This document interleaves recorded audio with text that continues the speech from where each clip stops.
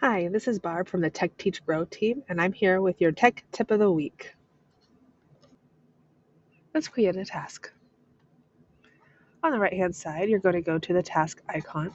You're going to look at the drop-down list. It might be just My Tasks, unless you've added other task lists. Go to Add a Task and title this task that you want to complete. You could also add details for the task if you need instructions or just reminders.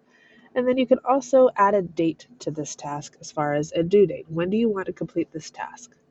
If you do that, it will show up in your Google Calendar. Let's go look at that task in Google Calendar. We set a date for October 18th. If you go into your Google Calendar and move to that date, you will see it at the top of the list. Click on it to see the details. You can edit this task and actually make it a repeating task if you choose, and then you can save. You will see it on the next week.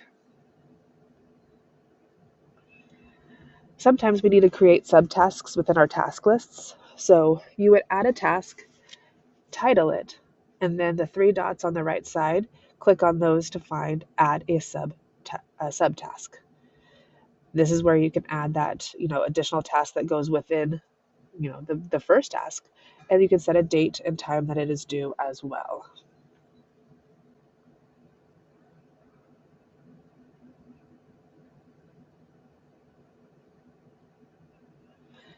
You will see these tasks in other Google apps.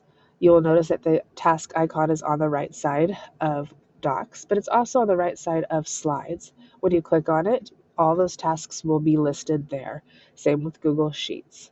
If you click on the task icon, you will see your list of tasks, no matter which app you're in.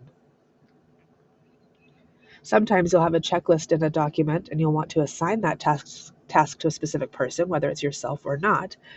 You can click on the task on the left side of the checkbox and then assign that task to a person.